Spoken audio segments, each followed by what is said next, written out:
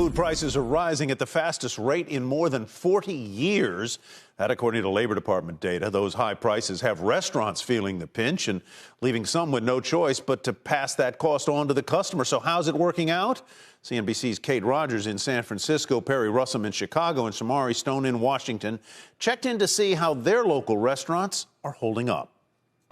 Here in Washington, D.C., the famous Half Smokes sizzle at Ben's Chili Bowl, a pillar of the community. I feel like we're biting our way right into history.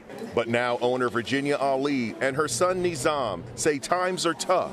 Inflation and the pandemic is literally devastating for us. Ben's raised the price of their half smoke by 70 cents a couple months ago to help offset food costs.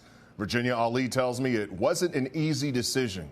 We can't make it if we don't make a little bit of money on it. The chili cheese fries went up 80 cents. That's because the price of a 30-pound case of potato fries doubled since the pandemic. And cream, milk, cookies raised the price of the banana pudding. We never give up. I've been here 64 years. I'm going to be here to stay. In Chicago, there's the Wieners Circle. Margins are already thin running a restaurant. How thin are they now? Thinner. It's a hot dog stand serving street food. We're here to go. Owned in part by Tim Wan. How have you guys seen inflation affecting you all here? You know, we've seen it across the board. Wan says inflation affected the addition they put on the back of their restaurant. Construction costs went up. We haven't raised prices in about a year, but it's something that we're always evaluating. Why not just raise the prices for hot dogs? You know, a bunch of reasons, one of which, obviously, you know, consumers don't have an unlimited appetite to spend. Wan says they're trying to be more efficient with staffing, production, and waste. We're trying to be, you know, as dynamic and reactive as we can. Here at Water Bar in San Francisco, inflation isn't slowing business down, even though some costs are on the rise.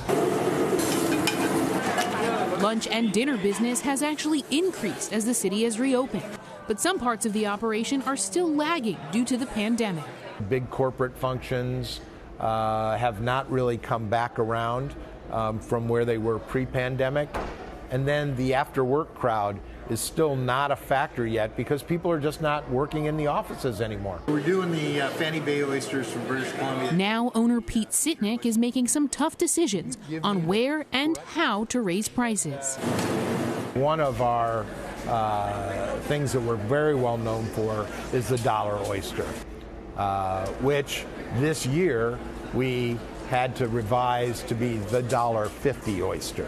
What we really want to do is give the guest the choice, sort of the options to be able to spend as much or as budget conscious as they want to be.